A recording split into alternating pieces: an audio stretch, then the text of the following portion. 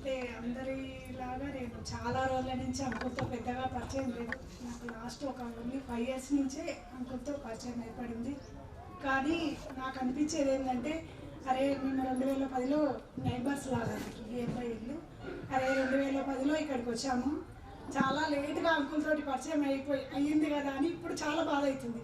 Uncle ఇక్కడే ఉంటారు, ఇక్కడికే వస్తారు, రోజు భజన జరుగుతుందని మేమందరం 6 నెలలుగా అంకుల్ కోసం ఎదురు చూస్తున్నాం. ఒక 10 మంది ఉన్న మామూలుగా 10 ఉంటే కొద్ది తక్కువ ఉండొచ్చు. లాస్ట్ క్షణంలో అంకుల్ లేరనే బాధను మాత్రం మేము జీర్ణించుకోలేకపోయినాం. ఇంకొకటి ఏంటంటే, ముఖ్యంగా నేను చెప్పాలనుకున్నది ఏంటంటే, ఒక వారం 8వ తారీఖు నుంచి కాదు, January 5th నుంచి ఈ రోజు వరకు సాయి కుటుంబం అసలు మూగపోయింది. ప్రతి ఒక్కరు ఇప్పుడు ఎవరు మనుషులు కాంటాక్ట్ లేకపోవచ్చు. ప్రతి ఒక్కరు సాయి కుటుంబంలో ఉండే ప్రతి ఒక్కరు అంకుల్ పెట్టే మెసేజ్ మార్నింగ్ 8:30 పోనీ మధ్య 11 లోపు మెసేజ్ వస్తారు. 3 గ్రూప్స్ అయితే అంకుల్ మెయింటైన్ చేస్తున్నారు. ఒకటి అన్నపూర్ణ స్కూల్స్ది, ఒకటి సాయి కుటుంబం, ఇంకొకటి ఓంనాడు కాలనీ గ్రూప్. ఎవరు మెసేజ్ అన్నా రాని రాకపోడు, అంకుల్ మెసేజ్ అని వాల్యుబుల్. అది పుట్టి అంకుల్ పెట్టిందంటే అది ఓపెన్ చేసి చూడాలనిపిస్తుంది. నాకు అయితే అంకుల్ తోటి అనుబంధం అయితే చాలా ఎండింగ్లో నాకు చెప్పలేనంతగా బాధ కలిగించింది అనిపిస్తుంది. ముఖ్యంగా ఇంకొక విషయం, మా పాప రాత్రి 86 భజన్స్ నేర్చుకుంది అంకుల్ దగ్గర. ఎక్కడ నేర్చుకున్నాను నాకైతే నేను 2nd క్లాస్లో ఇక్కడికి తీసుకొచ్చిన. నేను మా ఇల్లు ఇక్కడే ఉంటుంది. నేను రాకపోయినా కొన్ని కారణాల వల్ల అమ్మాయిని అయితే ఖచ్చితంగా ట్రైన్ చేయమని, రాలేదనుకోండి గొడవ చేసేవాడు. అది ప్రేమగానే, డామినేషన్ కాదు, అది ప్రేమగానే. ఏదో ఒక రకంగా అయితే ఖచ్చితంగా భజనకు అటెండ్ కావాలి. నువ్వు ఏం చేస్తావో నాకు తెలియదమ్మా అని ఫస్ట్ అనిపిస్తుంది. నిజంగానే ఒక అంకుల్ చెప్పారు. ఇప్పుడు అంకుల్ చెప్పినప్పుడు కఠినంగా అనిపిస్తుంది ఆ మాట. ఇంటికి వెళ్ళాక మనం ఆలోచన చేస్తే ఒక్కరు ఉన్నప్పుడు అరే అంకుల్ చెప్పింది నిజంగా కరెక్టే కదా అంటే ఆ మాటలో అంత వాల్యూ ఉంది అంతే. ఇంకొకటి ఏంటంటే, రోజు 6:30 కాగానే తను రూమ్లో నుంచి వచ్చే వరకు అనారోగ్య కారణాలు లేట్ అయినా గంట అయితే మోగుతాడు. ఇదంతా చాలా ప్రశాంతమైన వాతావరణం. ఇక్కడ మాత్రం 6:30కి గంట గనగన ఎవరితో మోగిస్తాడో మనకు తెలియదు. మనం అనుకుంటాం ఎవరో వస్తారు, ఈమె వేస్తుంది, ఆమె ఎక్కడో ఒక రకంగా అయితే అంకుల్ ఇట్లా గంట మోగాల్సిందే. ఈ మధ్యకాలంలో ఇంకా ఎప్పుడు ఆగం అయితే నేను చూడలేదు. మబ్బులు పడితే సూర్యుడన్నా రాడో ఏమో, చీకటిగా అమావాస్యప్పుడు చంద్రుడన్నా రాడో ఏమో, కానీ మా అంకుల్ ఇంట్లో అయితే నేనైతే ఇప్పటికీ ఒక దాదాపు 5 years నుంచి వస్తున్నా, ఏనాడు భజన ఆటంగా అయితే చూడలేదు. ఇది అంకుల్ మరి దేవుడు అసలు ఆయనకి ఎందుకన్నా చూస్తే అనిపిస్తుంది, అరే అనారోగ్య రీత్యా చూస్తే అంకుల్కు ఇంత బాధ అవసరం అనిపిస్తుంది. కానీ తన లోపల ఉన్న విల్ పవర్, నాలెడ్జ్, ఆ సిస్టమేటిక్ అవన్నీ చూస్తే అంకుల్ ఇంకా ఒక 10 ఏళ్ళు బతికేవాడో ఏమో. అరే మేము మిస్ అయినాం కదా అంకుల్ అని చాలా బాధ అనిపిస్తుంది. ఇంకొకటి ఆంటీని చూస్తే కూడా ఒక ఆడవాళ్ళు ఉంటాం, మనం ఇంట్లో అందరము ఏమనుకుంటాం, భర్త ఏదైనా గదిమాయిస్తే ఎదిరిస్తాం. కామన్ సహజంగా కొంతమంది బయట చెప్తారు, కొంతమందికి చెప్పారు అంతే. అంకుల్ ఆంటీని చూస్తాం కదా, అరే అంకుల్ అట్లా గదిమాయిస్తుంటే ఆంటీ ఏమన్నది ఎందుకు అనిపిస్తుంది. కానీ ఆంటీలో కూడా ఎంతో సహనం ఉందని నాకు ఎన్నోసార్లు చెప్పాడు. అక్కడ గొడవ చేసేవాడు, ఎప్పుడు ఆంటీ వైపు మాట్లాడతాం అమ్మ అంటాడు. ఆంటీ వైపు మాట్లాడడం, నాకు సపోర్ట్ చేయడం అంతే. కానీ ఇద్దరిలో కూడా అండర్స్టాండింగ్ ఇది ఒక అంకుల్ వల్లనే కాదు, ఆంటీ దగ్గర కూడా నేను గ్రహించిన అంశం అయితే ఇది. కానీ నేను ఒక కొద్ది రోజుల ముందే అంకుల్కి పరిచయం అయింటే బాగుండేది అని నా మనసులో బాధ. ముఖ్యంగా అంకుల్ ఎక్కడున్నా నాకు నిజంగా ఆధ్యాత్మిక గురువులు అంటే జీవితంలో చదువు నేర్పించిన వాళ్ళే గురువులు ఉంటారు, కానీ ఒక ఆధ్యాత్మిక గురువుగా నేను భావించిన. అంకుల్ ఎక్కడున్నా అంకుల్ ఆశయం నెరవేరాలని, ఆయన ఆత్మకు శాంతి చేకూరాలని కోరుకుంటున్నా. అందరికీ సాయం. నేను ఒకటే నిర్ణయం తీసుకున్నది, ఒకటి తెలుసు వీడు చేస్తాడు, చెప్పేవాడు కూడా వీడు చేయనన్నాడు కదా వాడు చేస్తాడు. మా వదిన మన నడిచి చెప్తాడు. వెంటనే నేను ఆయన ముందర అనుకున్నా కూడా పక్కకు వెళ్ళి ఆలోచన చేసేవాడిని. అసలు నా అనుక్షణం అదే రిహార్సల్ అవుతుంటుంది. ఆయన అన్నాడు కదా, ఎందుకు అన్నాడు, ఎందుకు అంతే, అది ఆటోమేటిక్గా నేను చేసుకుంటూ వెళ్ళేవాడిని. అమ్మ మేము చెప్తే ఎంతైనా చెప్తాను, దయచేసి రండి. సాయిరామ్ అందరికి ఎక్కువ టైం తీసుకోను, because other people are waiting maybe to tell or to close up the ceremony or I don't know. So అందరికీ సాయిరామ్. బహుశా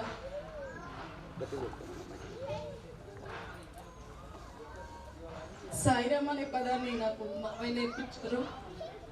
సారీ, చాలా మంది మాట్లాడారు లైక్ మామయ్య dictatorship and what ever is very strict and what ever, but we have seen the other angle. He's love, he's pure love. మామయ్య ఎంత కఠినంగా ఉంటారో అంత ప్రేమ గుణం ఆయనకు ఉన్నది. బహుశా అందరూ అబ్జర్వ్ చేసి ఉంటారు, మీరందరూ కూడా ఆయన ప్రేమని పొంది ఉంటారు. We may be missing it, I also missing it. కాకపోతే మామయ్య అనే వాళ్ళు మనందరికీ జీవితంలో ఒక భాగం. ఎందుకంటే స్వామిని బహుశా ఇక్కడ ఉన్న చాలా మందికి ఆయన పరిచయం చేసి ఉంటారు. స్వామి భక్తి, భజన, పూజ, అసలు ఆధ్యాత్మికత అంటే ఏంటి ఎంతో మందికి బహుశా తెలియకపోవచ్చు. అంటే అందరికీ భక్తి ఉంటుంది, బట్ ప్రాపర్గా అంటే భగవంతుడికి ఇష్టంగా ఎలా ఉండాలి, అసలు భగవంతుడికి నచ్చేలా ఎలా బిహేవ్ చేయాలి, బహుశా ఇలాంటివన్నీ మామయ్య దగ్గర నుంచే నేనైతే నేర్చుకున్నాను. ఇనీషియల్గా like when I was in childhood, like I use to think భగవంతుడు అంటే భగవంతుని నేను ఎప్పుడు మొక్కుకోవాలి అంటే పెద్ద పెద్ద కోరికలు ఉన్నప్పుడు, స్వామి నాకు ఎంసెట్లో మంచి ర్యాంక్ రావాలి, మంచి కాలేజీలో సీట్ రావాలి, ఇలాంటప్పుడే నేను భగవంతుని తలుచుకునేవాడిని. ఒకసారి మామయ్య ఇనీషియల్ డేస్లో నా పెళ్ళైన కొత్తలో ఈ వాజ్ సేయింగ్, యాక్చువల్గా అన్నము మంచిగా అవ్వలేదు, మామయ్య ఎక్స్పెక్టేషన్ తగ్గట్టుగా అది అవ్వలేదు, కొంచెం ఎక్కువ ఉడకడమో తక్కువ ఉడకడమో ఏదో అయింది. హీ వాజ్ సేయింగ్, ఏంటో ఈరోజు స్వామి నాకు ఇంతే రాసి పెట్టారు, స్వామి నన్ను ఇలాగే తినమంటున్నారు ఈరోజు. ఐ వాజ్ లైక్ వండరింగ్, ఏంటి ఇంత చిన్న విషయాలు కూడా భగవంతుడు నిర్ణయిస్తాడా, ఇంత చిన్న విషయం కూడానా. ఆ తర్వాత మామయ్యతో గడిపిన సంవత్సరాల్లో, మామయ్యతో గడిపిన నా జీవితంలో నేను నేర్చుకున్నాను ఏంటంటే ప్రతి విషయం, ప్రతి క్షణం, ప్రతి నిమిషం ఆయన మన వెంట ఉంటాడు. మన జీవితంలో ఇదివరకు ఏం జరిగింది, ఇప్పుడు ఏం జరుగుతుంది, రేపు ఏం జరుగుతుంది, అంతా ఆయనే కంట్రోల్ చేస్తూ ఉంటాడు. కొందరం తెలుసుకుంటాం, కొందరం తెలుసుకోం. ఈ విషయాలన్నీ నేను మామయ్య దగ్గరే నేర్చుకున్నాను. I may be missing him physically, but నేను పాట పాడినా, సాయిరామ్ అన్నా, స్వామిని తలుచుకున్నా, అది ఆయనని తలుచుకున్నట్టే. నేనే కాదు, మీరు కూడా ఎవ్వరూ మిస్ అవ్వాల్సిన అవసరం లేదు. బికాస్ మామయ్య నేర్పించిన గుణాలు, మామయ్య నేర్పించిన అలవాట్లు మనకి తెలుసో తెలియకో మనందరి జీవితంలో ఉన్నాయి, ఉంటాయి. సాయిరామ్. మా అన్నయ్య ఇంత కఠినంగా ఉంటారు కదా, ఎందుకంటే మా జనరేషన్ తోటి ఎట్లున్నారో మాకు తెలుసు. మరి నెక్స్ట్ జనరేషన్ కోడన్లు వచ్చారు కదా, ఈ కోడన్లతో ఇట్లే ఉంటారా అని నాకు ఒక సంశయం ఉంటుండే. వీళ్ళు ఇంత కఠినంగా మాట్లాడితే వీళ్ళు ఎట్లా భరిస్తారు. కానీ నేను ఏ రోజు చూడలేదు ఆయన కోడళ్ళతో కఠినంగా మాట్లాడినప్పుడే. ఇప్పుడు అన్నది కదా, అదే అన్నాన్ని కాస్త మెత్తగా చేయడమో పలుకుండేటట్టు చేయడమో మా వదినమ్మ వండి ఉంటే ఖచ్చితంగా అంటాడు. కోడళ్ళను మాత్రం ఇది స్వామి నిర్ణయమేమో అన్నారు, అది చాలు వాళ్ళకు తెలియడానికి. అంటే అంత సున్నితంగా కూడా ఎవరితోటి ఎట్లా ప్రవర్తించాలనేది ఆయనకు తెలిసినంత పద్ధతిగా, ఆయనకు తెలిసినంత వివరంగా ఎవరికి తెలియదని చెప్పి నా యొక్క భావన. ఇంకెవరైనా చెప్పాలి? అమ్మ రండి. శిష్యుడు అవును సార్. హృదయసేన స్వామి వారికి నా హృదయపూర్వక ధన్యవాదాలు. అదేవిధంగా నా గురువు మరియు నాకు ఎంతో తోడ్పాటునిచ్చి చిన్నప్పటి సంది కూడా నా జీవితాన్ని తీర్చిదిద్దిన మహానుభావుడు జంగారెడ్డి గారు. సరే, ప్రతి ఒక్కటి చిన్నప్పుడు నేను 7th క్లాస్లో జంగారెడ్డి దగ్గరికి వచ్చాను. ఆయన నా జీవితంలో ప్రతి ఒక్కటి, తల దూకోవడం కానండి, డ్రెస్ వేసుకోవడం కానండి, బ్రష్ చేసుకోవడం కానండి, ప్రతి ఒక్కటి నేర్పించాడు. ఇట్లా ఉండాలి, ఇట్లా ఉండాలి, సమాజంలో ఇట్లా ఉండాలి, ప్రతి విషయంలో నాకు ఎంతో హృదయపూర్వకంగా చెప్పేవాడు. నాకు ఒకటే, ఆయన ఎంత చెప్పేవాడు అంటే, నువ్వు ఇక్కడనే ఆగిపోవద్దురా, నువ్వు ఏదైనా పని చేస్తుంటే ముందుకు వెళ్ళాలి. నువ్వు ఇప్పుడు ఏదైనా ఏంటంటే మనం సామాన్యంగా ఏదైనా చిన్న పని చేసినప్పుడు వీడికే చేసి వదిలేయాలనుకుంటాం. ఆయన అట్లా కాదు, దాన్ని ఇంకా ఏ విధంగా మంచిగా చేయగలుగుతాం ఆ మంచిగా చేసేటట్లు నేర్పేవాడు. అందరికీ ఇప్పుడు అక్కడ మేడ్పూర్లో కార్యక్రమాలు ఎన్నో కార్యక్రమాలు చేశాడు. ప్రతి కార్యక్రమంలో ఆయనకు మాకు చెప్పేవాడు ప్రతి విషయంలో. ఏంటి, మేడ్పూర్లో పర్ఫెక్ట్గా జరగాలి, స్వామికి నచ్చే విధంగా జరగాలి. ఎట్లా చేస్తే మనం దాన్ని స్వామికి నచ్చే విధంగా చేస్తాం. ఏం చేయాలి, నువ్వు బాగా ఆలోచించు, తప్పకుండా నీకు స్వామి సొల్యూషన్ ఇస్తాడు అని ఎన్నో కార్యక్రమాలు, దాదాపు మా నుంచి 100 గ్రామ సేవ కార్యక్రమాలు చేయించాడు. అంటే అది నిజంగా కూడా మాతోని స్వామి అన్నాడంట. మేము అక్కడికి బెంగళూరు వెళ్ళినప్పుడు స్వామి చెప్పాడంట, మాకు ఒళ్ళు అనేది తెలియకపోతుండే మా ఎంత కష్టపడేదంటే అంత కష్టపడేది.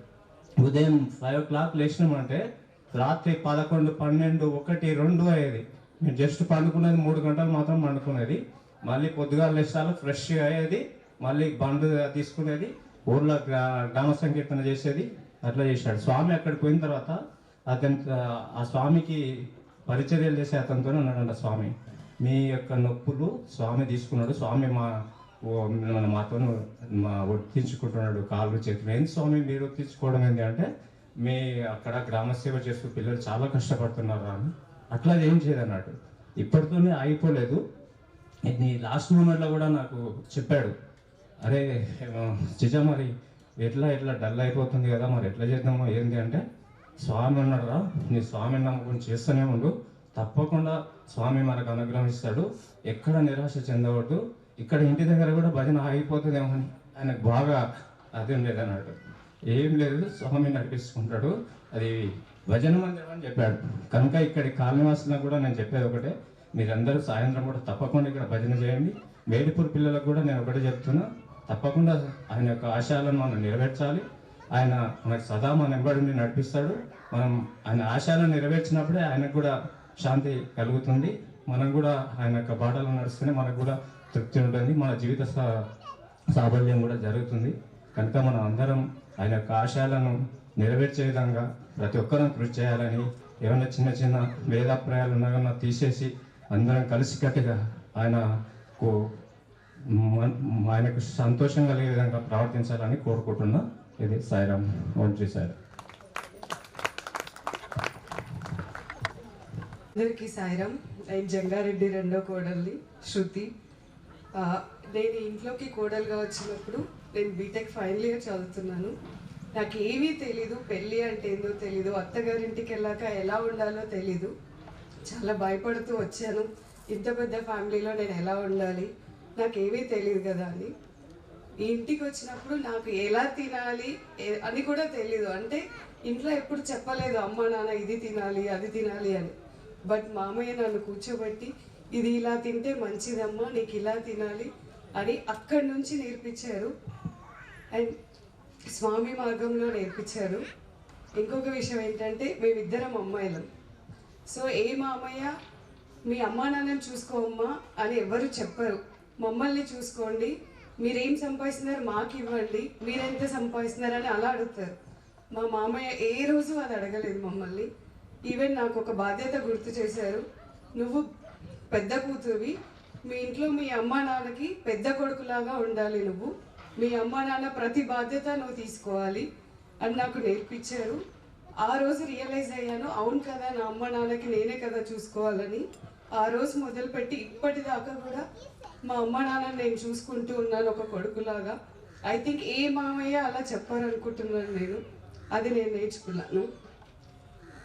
నేను మా మామయ్యకి సేవ చేయడం,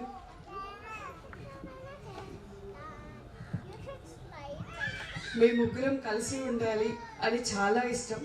లాస్ట్లో మా మామయ్య వెళ్ళిపోయే ముందు నాతో చెప్పారు, మీ ముగ్గురు అక్క చెల్లెలు చాలా బాగుంటున్నారమ్మా, సొంత అక్క చెల్లెల్లాగా ఉంటున్నారు, నాకు చాలా సంతోషంగా ఉంది, ఎప్పుడూ ఇలాగే ఉండండి అని చెప్పారు. ఇది కూడా ఆయన వల్లనే. ఈ ఏ రోజు మా నాన్న నన్ను కూర్చోబెట్టి చైల్డ్హుడ్లో ఇలా ఉండాలి అది ఎప్పుడు నేర్పించలేదు. బట్ మామయ్య మాత్రం ఎవ్రీథింగ్, ప్రతి చిన్న విషయం నుంచి పెద్ద విషయం వరకు మామయ్యనే నేర్పించాడు. ఈరోజు ఇలా లైఫ్ లీడ్ చేస్తున్నామంటే దానికి కారణం మామయ్య అండ్ అత్తయ్య. థ్యాంక్ యూ స్వామి, థ్యాంక్ యూ ఫర్ ఎవ్రీథింగ్. మామయ్య చిన్న కోడలండి, నేను మామయ్య కూతున్నానంట. నాకు ఎప్పుడు మామయ్య అయితే ఎప్పుడు నాకు వాళ్ళు ఫాదర్ ఇన్ లా మామయ్య అండ్ అత్తయ్యలాగా ఎప్పుడు ఒక్క రోజు కూడా అనిపించలేదు.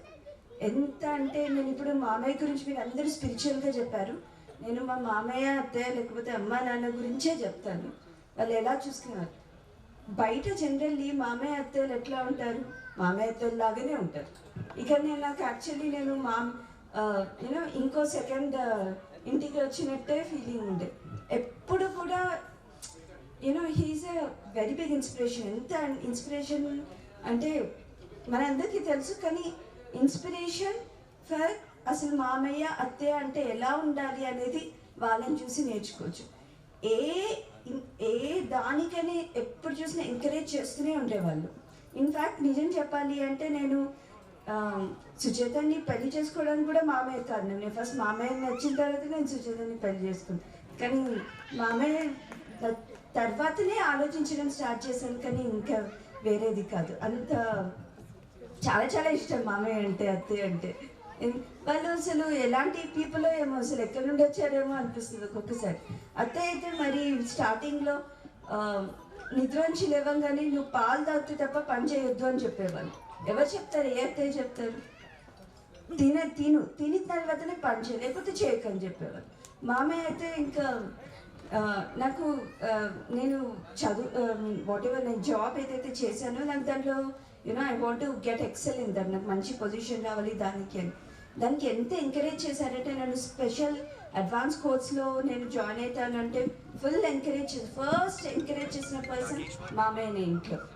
ఆఫ్టర్ దాని తర్వాత జాబ్ వచ్చిన తర్వాత మామయ్యకి నేను ఫోన్ చేసి చెప్పినప్పుడు మామయ్య అన్నారు, నేను ఇప్పుడు కాళ్ళు లేవు కానీ ఆల్మోస్ట్ ఎగురుతున్నానమ్మా నీకు జాబ్ వచ్చినందుకు అని అన్నారు.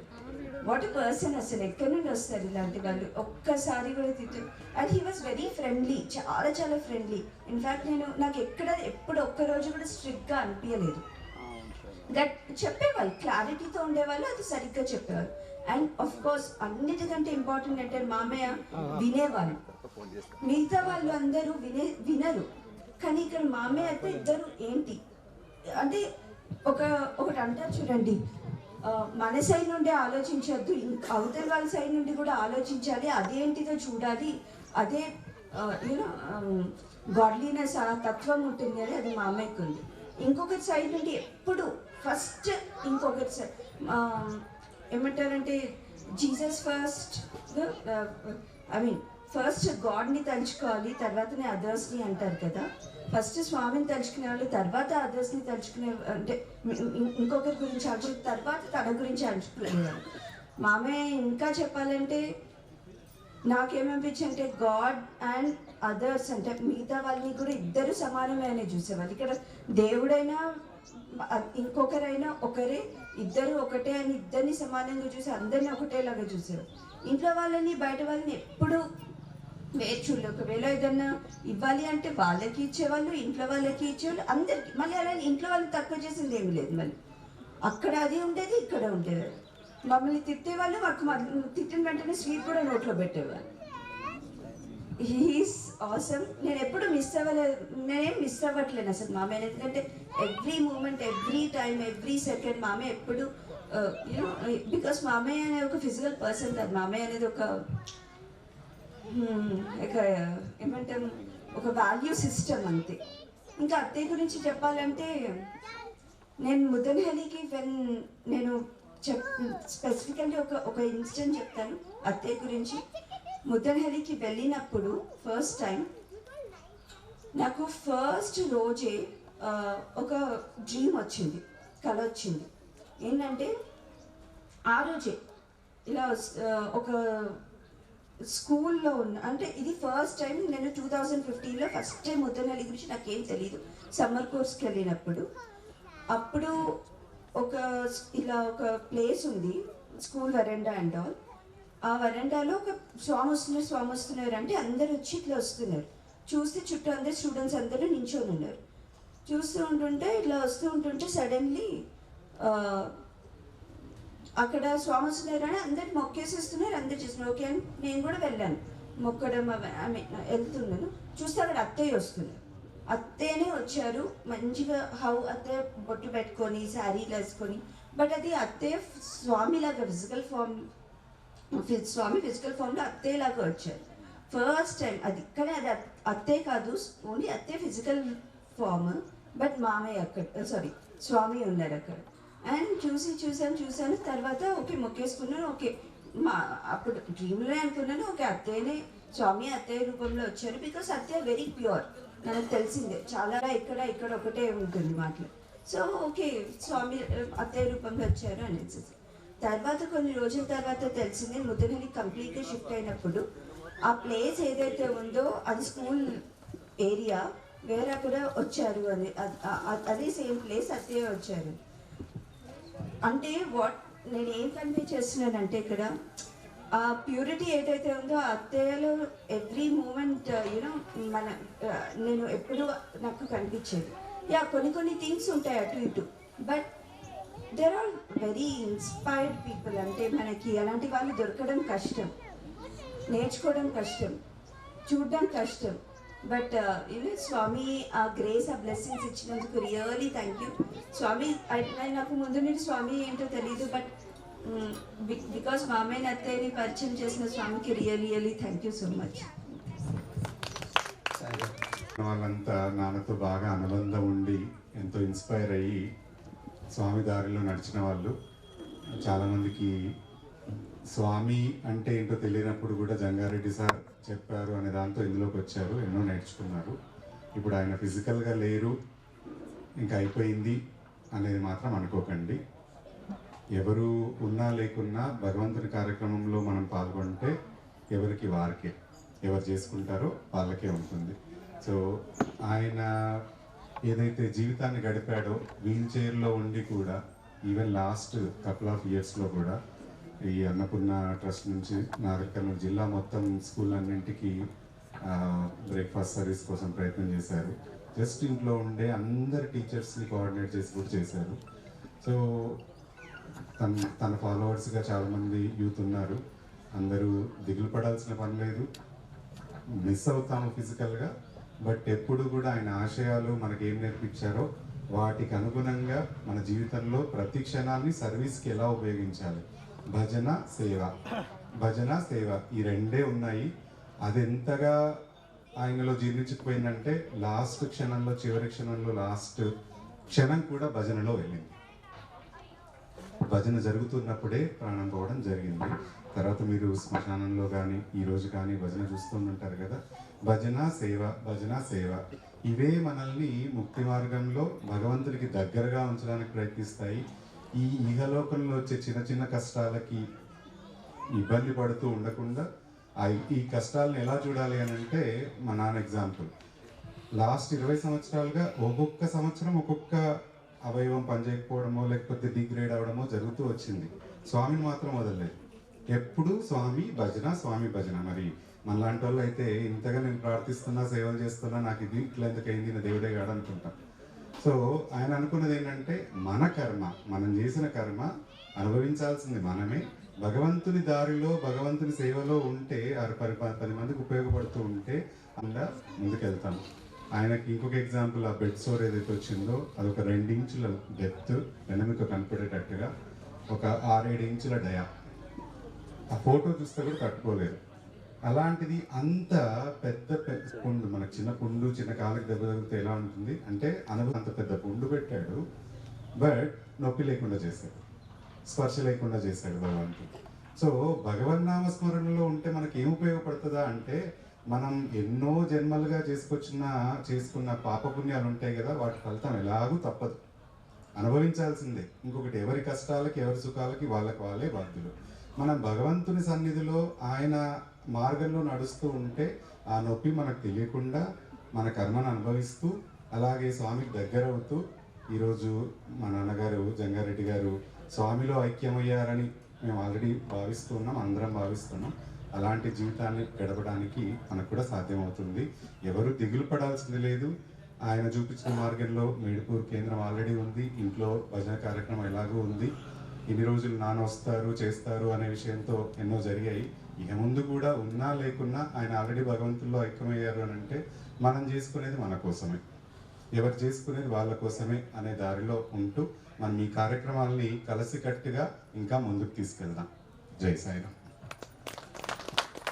నచ్చి దీన్ని వింటున్నారా, స్వామికి నచ్చి ఏం చేశారంటే బయటికి పిలిచి వీళ్ళందరినీ బయటికి తీసుకొచ్చి చూపిస్తూ ఇప్పుడు పాడండి అని చెప్పేసి పాడిపించారు.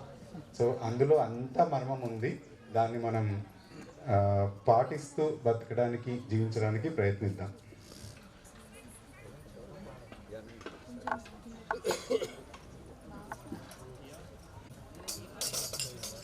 సాయి మాత బిడ్డలం అందరం, సత్య సాయి మాత బిడ్డలమే అందరం, సాయి మాత బిడ్డలం అందరం, సత్య సాయి మాత బిడ్డలమే అందరం, సాయి మాత బిడ్డలం అందరం, సత్య సాయి మాత బిడ్డలమే అందరం, సాయి మాత బిడ్డలం అందరం, సత్య సాయి మాత బిడ్డలమే అందరం.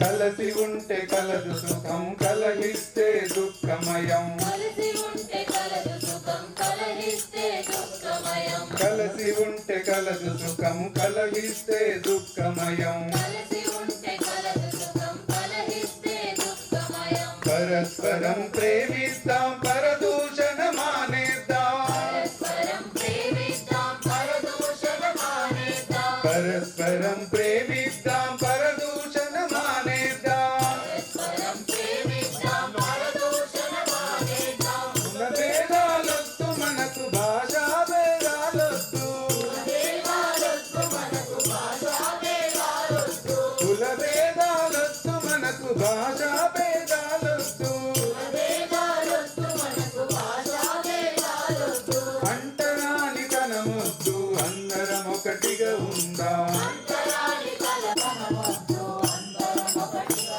ఉందాం. సాయి మాత బిడ్డలము అందరము, సత్య సాయి మాత బిడ్డలమే అందరం, సాయి మాత బిడ్డలం అందరం, సత్య సాయి మాత బిడ్డలమే అందరం. దేశమంటే మట్టి కాదు, దేశమంటే మనసులోయ్, దేశమంటే మట్టి కాదు, దేశమంటే మనసులోయ్, దేశమంటే మట్టి రథాన్ని చూపిద్దాం, దేశాన్ని ప్రేమిద్దాం, త్యాగాన్ని చూపిద్దాం, పావన చరితను పొంది పవిత్రముగా జీవించి కావన చరితను పొంది, మార్గమును విడనాడి సత్య సాయిని చేరుదాం, మార్గమును విడనాడి సత్య సాయిని చేరుదాం. సాయి మాత బిడ్డలము అందరము, సత్య సాయి మాత బిడ్డలమే అందరము, సాయి మాత బిడ్డలం అందరం, సత్య సాయి మాత బిడ్డలమే అందరం.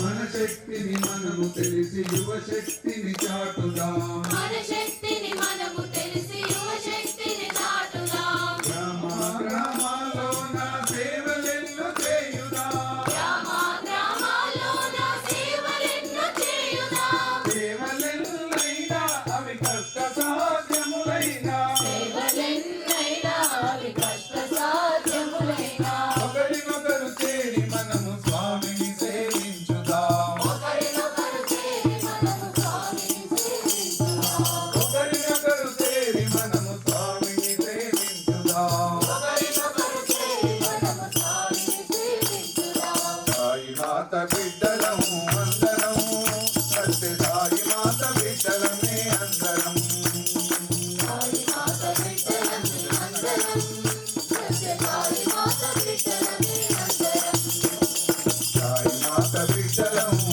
అందరము, సత్య సాయి మాత బిడ్డలమే అందరము, సాయి మాత బిడ్డలమే అందరం, సత్య సాయి మాత బిడ్డలమే అందరం, సాయి మాత బిడ్డలము అందరం, సత్య సాయి మాత బిడ్డలమే అందరం.